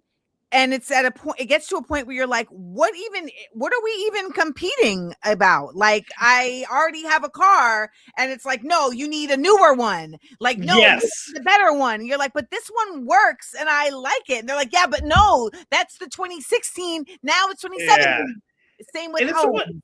And so there's also, this is literally the culture. It is. And at a certain point, I said to myself, I don't even relate to this anymore. Like, this is not bringing anything interesting out of me. And this is what's weird, and this is where, like, I'm actually gonna say this, like, kind of like occultist perspectives come in, because we're all serving like we think we make money, but money makes us, which is a weird thing. Like, so let me give you an example. Elon Musk is the richest person in the world. I think he's also the most miserable person in the world. And by the way, if people want to give me $1 billion, I'll be like to the moon. Okay. So I don't get why he's making this money. Cause just give it to us, cause we'll be happier with it. But Amanda, I'm always so confused. I'm like, so why are you even doing this? You know, like there's some billionaires I can see who are genuinely like, yeah, I'm the best. Like, I have all this money. Awesome. I can buy whatever I want. But when you look at people like Elon Musk, I'm like, why are you even doing this? And this is why it's existential. And I say it's a cult because, you know, the idea behind a cult philosophy would be that there's like certain, how would I express this? Certain concepts or entities that we start worshiping and get so big, it ends up controlling us, right? And I feel money is that. Yes. Money, and then money starts, and then the weird thing happens where money starts to have an existence beyond the people, because the people aren't even getting happy from it. Like, and Elon Musk might say, oh, well, I need to make the money because otherwise someone else will make it. And then it's like, so the money starts to control us. And that's a very, very strange thing. Like, capital takes on a separate existence from... Any drug dealer will tell you this. Yeah. I'm so serious. Like, it's like, and you know, they'll pathologize a drug dealer in Detroit for thinking this way. However, this is how the IMF and the World Bank and the billionaires and the politicians who are like scraping and clawing their way, this is how they think. I know, exactly. And it's absurd because they're not even like getting the biggest benefit from it. I personally think Donald Trump would have been happier if he just became a drag queen. I think that was his destiny. And I think he was put in the wrong position. You know, he would have been so happy being a drag queen. Instead, he became president and is now wrapped up in all this stuff, you know? So that brings us full circle to a nice button, because we started with drag queens and we're ending with drag queens. Brilliant. So Aiden, I mean, in your spare time between learning all of these things and the law, where do you see the work that you're doing on the internets? Like, where would you like to see that go, if anywhere? Oh my gosh. Are you cool with what it is already? No, it's really good. It would be nice. It's fine. I'm like, oh, like money, whatever. But like, I do these videos. I do almost a daily video. It takes a lot of time. It would be nice even just to get like some sort of, not even full monetization, but this is work, people. Whenever you see us doing these videos, like, look at Amanda is on right now. I'm on right now. We're having fun. It's great. But this is work, you know? However, this is work. This is work, right? So I say this, if people like the stuff I do, I would love if that could just be something that at least makes a tiny bit of money, because otherwise I have to go back to doing people's like visas, stamping forms, all that. And that's a really important work. But if you like what I do, some money, like being able to monetize would be great. So that's where I want to be forward with this. Other than that, I'm going to always do what I do. I'm never going to compromise my principles. I've had sometimes approaches of, hey, do you want to do this for that? I'm like, no, I'm not doing that. I'm not going to compromise my beliefs for that, because that's existential for me. If I'm compromising myself, that is no longer me. That might as well be my stunt double or something like that. So, and if anything, that right there has been the full proof of your neurodivergence. Yeah, exactly. Yes. Sometimes it's just, you know, it's funny. And I said I really love psychoanalysis, like radical psychoanalysis. And often neurodivergence is just being both affected more by capitalism, like having your antennas more sensitive to things that other people would ignore, but also being less accepting of things and more resistant to it, I think is a big part. But yeah, needless to say, my online presence, you know, I would love to do more videos, especially uncovering things, showing things from a more critical perspective. I love especially looking at more radical elements of history. One of the videos that started me, Amanda, was actually a video I did on how the United States ruined Somalia, and that really took me off on TikTok and Instagram. And so needless to say, these are the kind of things I'd like to do more of. So, I mean, how to do the advice? Yeah, please do so, because you have a successful, thing going on. I mean, I think that everyone is going to have to start really thinking beyond the quick hit. And when you have the capability to retain so much information, it really does lend itself to teaching and to doing so in the unique ways that we are now able to engage in. Like, I know people who are here right now, like if you were like, I'm going to do a class called how Africa, why you need to care about Africa. And we're going to cover these specific countries, and it's going to be for 6 weeks, and it's going to be this much money, and people would take the class. Because for what it's worth, folks really don't want to be on Instagram. They don't want to be on YouTube. They really would love to be able to actually engage differently, not only with the content, but with the content creators, right? And so many of us who have been doing this type of work, we need to shift, because we're actually perpetuating the fuckery at this point. point. No, I agree with that. And you know, doing 3-minute clips is like fine, but like sometimes I want to say more and provide more nuance and go all over the place. And we're still building their platform. Like we're still exactly. You know? Exactly. Yeah. It seems like it's a conundrum because you're like, but if we don't, then what do we do? You know, et cetera, et cetera, et cetera. And like some people are selling out classes who aren't even good teachers. So it's horrible. So again, as I said to you at the beginning, I listen to a lot of videos on art history and like that because again, like I don't even talk about this stuff online. I'm just bring that into what is like attracting people to knowledge now. Like that's the thing that I have found is really intriguing people. Like when you're able to bring this thing that people did not even know was a part of this to this. Yes. Right. Like I see a lot of people now being very curious about like how farming has been specifically used to harm. Right. And like wait, what? You know, so it's like those being able to have the critical thinking capabilities to bring those threads together. I'm telling you, that is not, and because the other part of it, and this is the last thing I'll say about it, is it's an oversaturated space. And also, yeah.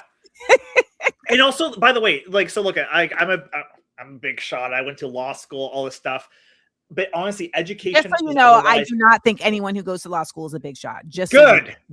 You should think that way because you really should think that way. A lot of things. Hence why I say very sarcastically. But my point is, like, you know, people would say, like, and it's not me trying to brag. This is people have said this to me. I'm like, oh, like whatever. But people say like, oh, like you went to law school, this and that. But I found for all my education is done so badly because it's not done critically. It's the book Pedagogy of the Oppressed is a really good book because the banking model is here's a bunch of facts and figures, memorize it. Here's a bunch of stuff, memorize it. I did a recent talking to teachers. I said to them, stop this. They don't need to memorize stuff. They can look it up. Some like maybe a couple, 1 or 2, 3 principles, memorize that. I said, as a lawyer, I'm a good lawyer, not because I memorized a bunch of rules and laws.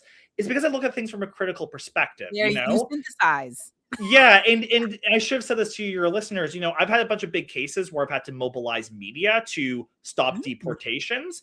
That is thanks to my critical perspective. Because I talked with other lawyers and they said, well, the law can't, like, you know, your clients have run out of options. There's nothing you can do. I'm like, oh no, if we get people on the streets, like, and I've had to do that. And because I know the law is just a system of power. And so needless to say, you know, critical educational content would be absolutely beautiful because the way things are taught is terrible.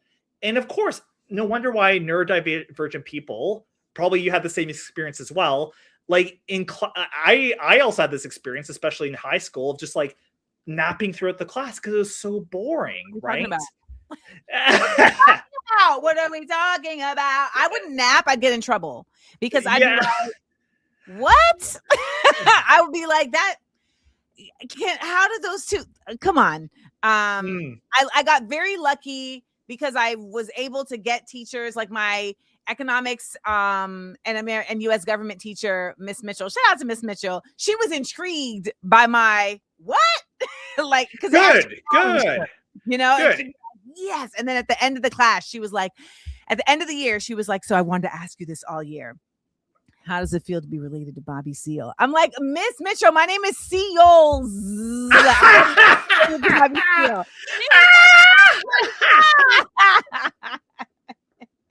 That's hilarious. Oh my gosh. And it only takes one teacher who's great. Like, you know, I have the same thing. I was a C student until I had a teacher who was like bringing critical perspectives in. And I was like, oh, I like this. And that's how I learned. So I'm also a writer. Like, that's how I learned to like writing. Because I'm like, if you let me write something I'm interested in, oh my gosh, I will put the citations in. I'll be like, I'll show people who's boss and stuff like that. Needless to say, we do need some critical educational stuff. Heck, even art. And I actually don't do anything about art. I want to do more of that. Like, I don't do anything. I don't tweet about it. I don't do videos. I've listened to a lot of stuff on art. And it's good. It's good. It's cool. Like, here's the history of Renaissance. Here's the history of this. But what about a more critical perspective? Like, how does colonialism fit into that? Well, we know colonialism fits into that. folks, Picasso was looking at African masks. That's how he created his style, right? Right? The decadence, for instance, a lot of the art of the late 1800s. Well, that was because they were colonizing and taking a lot of the wealth and bringing it to Europe. The introduction of certain paint colors that were not available in Europe, they're available in the global South. So, these kinds of things are needed. And oh, by the way, and how Eurocentric art history is, it's just like 1000%. It's as if no art was created in Africa. You challenge yourself to, do a course that juxtaposes the relationship between the art of Africa at the same time as the art of Europe, but that's getting heralded in Europe, right? And you're like, okay, so this is when Rembrandt was doing this at this time, but this is what was happening in Mali. And let's look at that, etc. Because that also allows you, to speak honestly from a European perspective as a white European. Yeah, man. Exactly. And that's the part that a lot of people also are afraid to expand out of, but still be rooted in. So I think, Aiden, you have a lot of options. And for me, I realized, okay, I don't want to, I want to expand minds in a more creative way than this, right? So I said I need to start doing music again, and I'm creating a children's show that's about critical thinking and reading, etc. So these are the next steps that we have to take. We cannot keep, I am very much preaching this, and I'm going to say this when I'm in Cuba tomorrow to these influencers. We can't keep just doing the same thing in the same place that we are against. It's literally counterproductive. So we have to constantly be thinking, how do we lily pad off of this, or else we are doing the actual work of keeping it alive. So, but you know what, Aiden, you are doing the work of keeping our curiosity alive, and we love to see how alive your curiosity is. And remind me of your IG address so I can put up on the screen. Yes. So my Instagram is just Aiden Simardone. So it's just literally first name, last name at Aiden Simardone. That's it's how I SIMERDONE, right? SIMARDONE. Yes. SIMARDONE. Simardone. Simmer down. Oh, wait, Aiden with an AIDAN. You're close. It's all good. You know what? I will say this. You're not the first. People always misspell my first and last name. But you know what's beautiful about this? Because I have a lot of clients who are immigrants and hate having their names misspelled. I'm always so careful because sometimes this happens to me, and I'm just it's okay. You did it. Don't get me wrong. It's all good. But as a white guy, I don't want to be oh, how do you spell gruel or something like that? I'm I listen. I go online. Go meet my clients. I'm okay, how do I pronounce this? Let me get this right, and I write it down phonetically. I mean, I'm really honest. Behind the scenes, I have a piece of paper. You told me Grenada, and I was okay. Grenada. Okay, phonetically it's on there. Because my problem is this is probably the neurodivergence. I'm not an auditory learner. I'm a visual learner. So I'm no disrespect to mispronouncing things. It happens though all the times. And I'm just okay, Grenada. Okay, Grenada. You got it. Yeah, I got it. Yeah. Thank you so much for joining us and for sharing with us all of your knowledge. And we will continue to look forward to more. So keep going. Thank you so much. Thank you for having me. And thank you for the work you're doing as well as an immigration lawyer, because we all know that is absolutely needed. It's tough, folks, but someone's got to do it. And I hope my job one day becomes irrelevant as every immigrant gets the ability to choose where they want to be. Bam. Thank you so much. What a lovely time, you guys. You see? You thought I was going to just peter off. You thought, oh, once I said it's the last ones, the last 5 episodes, she's not going to really still be locked in. That's what you thought, didn't you? That's what you thought. No, that's not how we're doing it. That's not how we're doing it. Now, are we, I mean, I gave you an hour and a half interview just so you understand. Y'all see that, right? It's 8 o'clock. It's 8 o'clock. So we are going to actually head over to the kickback, the after show kickback. But and we're going to be talking about well, first I want to tell you this. Okay, actually, let me change the order of events. First, I want to tell you about my latest new moon musing, which is titled Happy New Year. Spring is upon us. You can read my new moon musing now on my Substack, which is called Ethically Rude. And on my Substack, I mean, in this article, I'm talking about the spring equinox, also where this celebration derives from, which many people may not know, but the oldest celebration of the spring equinox is in Iran.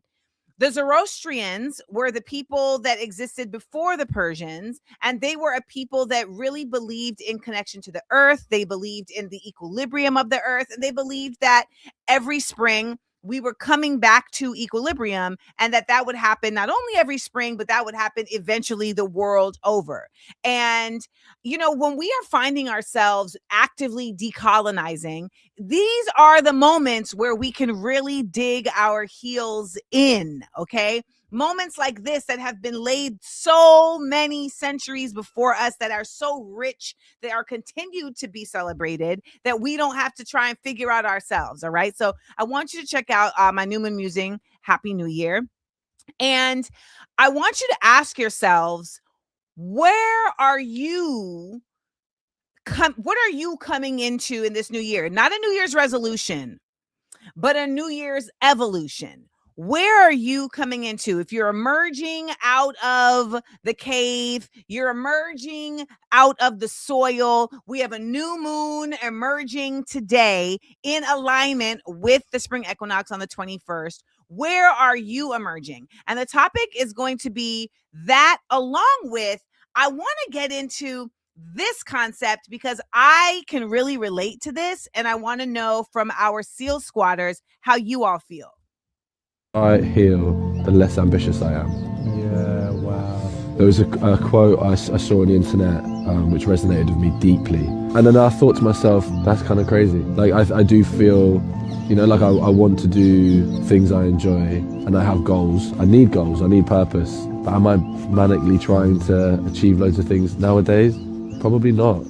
I do think about this a lot, you know, and I do actually struggle with it quite a lot as I get older and more calm, and like I've got kids now, and like I do worry about ambition, because I do think as humans purpose is so key, right? You want to have purpose. Yeah. But as I do become more calm and more like at peace, I do feel like less and less like I need to achieve something. Yeah. I think that's good. Yeah, no, I know what you mean, but I feel it's also like scary, isn't it? It is scary. I think it's just the purpose thing. Yeah. I think it's just, if we're creative and our outlet is, I'm going to create something, I think if we didn't have that's... So I relate to this so much, and also the feeling that, is there something wrong with me not being ambitious? Because I understand ambition within the context of capitalism. There's something to be said for expression, right? There's something to be said for wanting to cultivate. However, the context of ambition, I have always understood within a connection to capitalism. And I also understand that, as Rolando's pointing out, he's fine. That individual with the hood on is a fine man. So if his ambition was fineness, it was achieved. It was achieved. So jolly good on him. Jolly good. So you guys, that is tonight's show. And, you know, I really think that we are moving towards a really beautiful ending to Views from Amanda Land. And I want you to also know that, you know, I don't look at endings as like crash and burns. I look at them as doors to walk through. Let me just get into this with my PSA. PSA.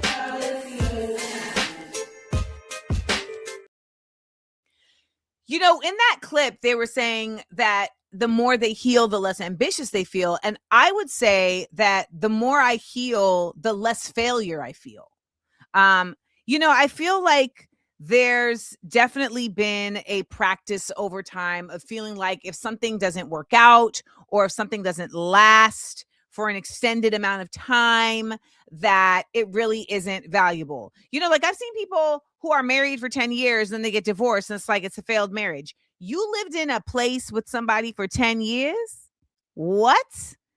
That's success. You did it. Good for you. And so I feel like this ending of Views from Amanda Land is not actually something to be seen as like a closing, a shuttering, a finality. This has been a bridge.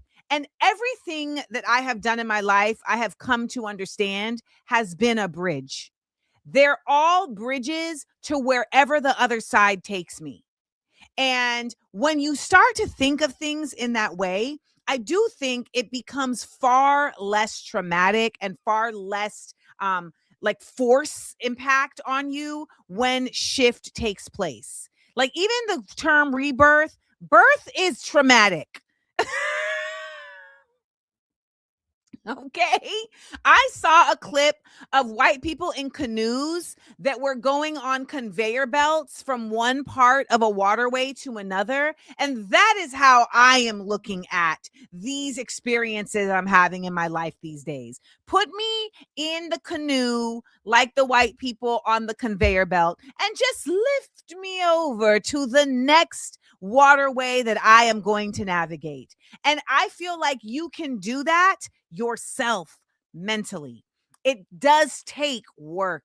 It does take labor. It does take practice. However, at the other side of that work, that labor, that practice, I do believe it gets easier. And as we're talking about labor and rebirth, people have said the second one and the third one, it gets easier.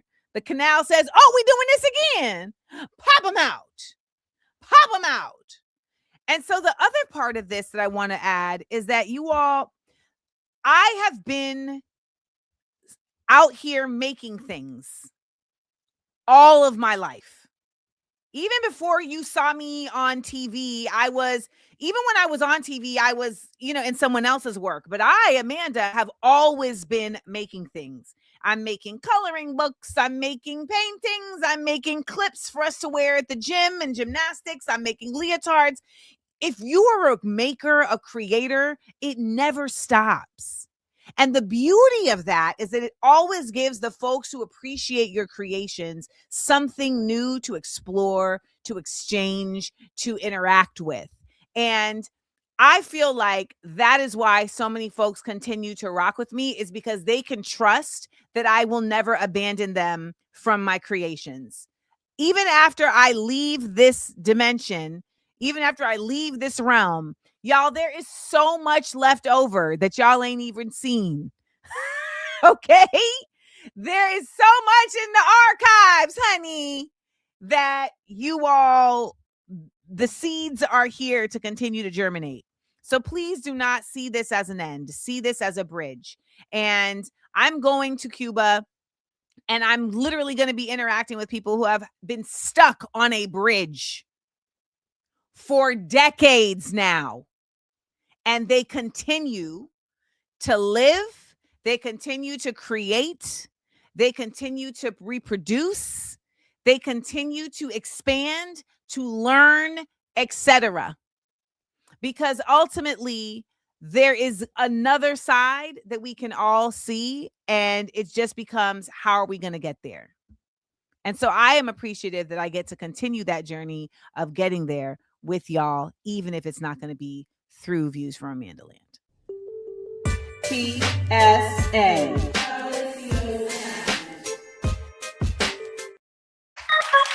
Hey, come on now. Let's go. Show your love. Show your love. Show your love. Show your love. Come on now. Say, hit me in the cash app, baby. Drop a super, baby. Aiden hung out and I had a good time. He was teaching us so much. I knew he was Canadian because he said out. And that was like the show where they would drop all the slime on those kids' heads back in the 80s on Nickelodeon. And you know, my babies, that we're gonna show you the love. Reese, even stage up with us. Show your love, show your love, show your love, show your love, yeah, yeah, yeah, yeah, yeah. Ooh, woo, woo, woo, woo. Hey. Also want to tell y'all that I recorded my first song and I sent it to my engineer. And, you know, the first mix back, it wasn't hitting. I know. The first mix back was not hitting, y'all. So then the second mix back, I couldn't even get through the hook. I said, nope, that ain't it neither. And he said, you want to hop on a call? I said, yeah, let's get on a call. So we got on the phone and I was like, I can't even get through the song, Matt. He said, it sounds like a calamity. First of all, that was the most exquisite word to define the thoughts. I said, yes, that's what it sounds like. It sounds like a calamity. So he was like, well, you know what? Okay, help me get there. I'm gonna get there. I'm gonna get there. And I was so appreciative of his like diligence. Like he was so dedicated, because I've had engineers in the past who, like, if you don't like the first mix, they just ghost you. So he was like, no. And I said, listen, if you think that my vocals, I need to do them different. He was like, no, it's not your vocals. Give me a shot. Let me, I'm gonna get this. And I said, okay, I want you to remember, you mixed my song Man-Child. You mixed my song Trendsetters. You mixed my song Let This Too Shall Pass. Those 3 songs are 3 of my best works, in part because of how you mixed them. So you are capable, you understand my voice, and you understand what I'm trying to do. And what I'm trying to do, y'all are hilarious, not Calamanda. What I'm trying to do is, I said, I am a jazz singer who's not singing jazz. So that's what you have to figure out.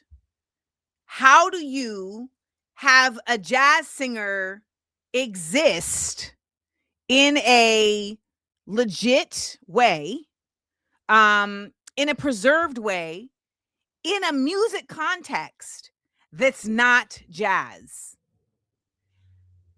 And then he sent me a mix today. And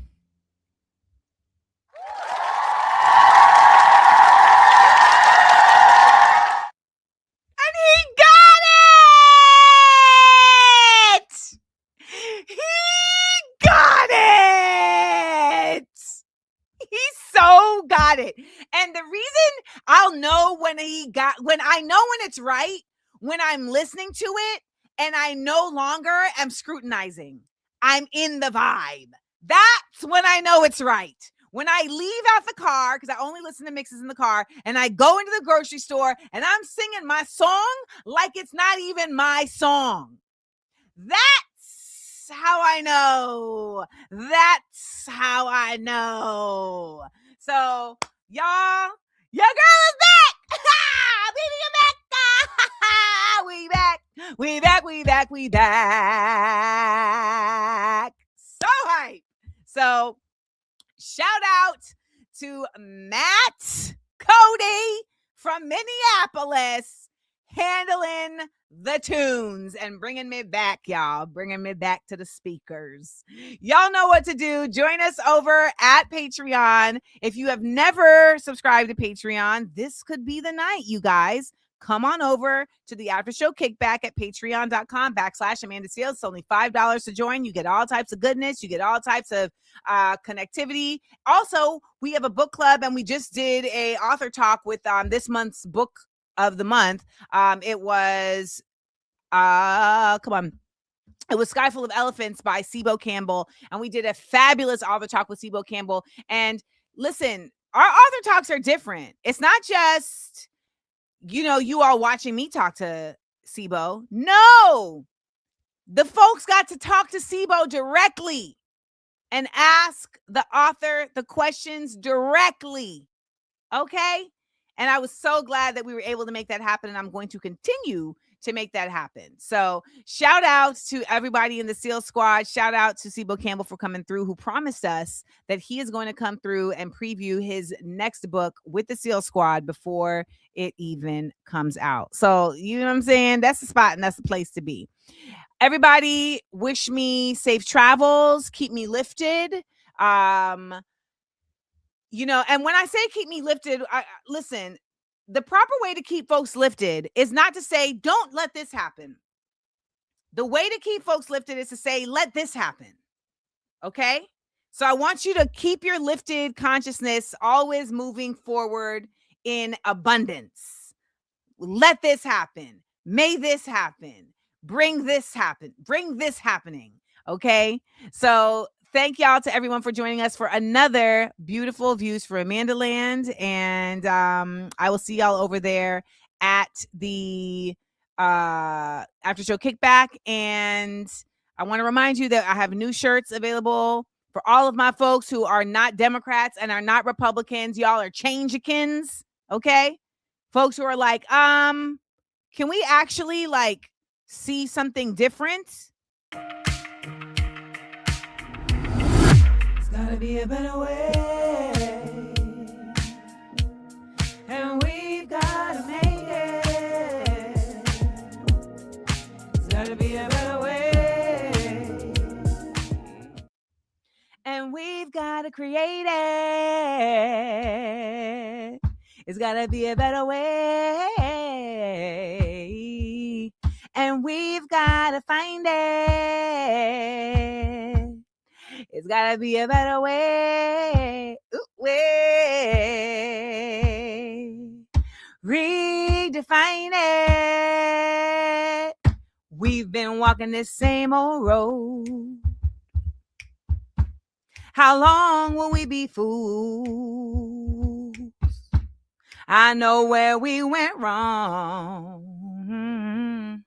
It was giving grace to ghouls. They say the lesser of two evils is still lesser. I say the lesser of two evils is still evil, and that ain't no better. Gotta be a better way. And we've got to make it. All right, y'all. It's coming for you. I'm coming for you. I'm going to see y'all over there at Patreon. You know what time it is. It is time for our 30 seconds of stillness. And when I say a better way, y'all are like, what do you mean? Like independence? Like Green Party? What I mean is to think beyond what is here. Sheesh, manish. Get that brain percolating beyond the limitations and parameters that have been provided to you. There are better ways. Seconds of stillness.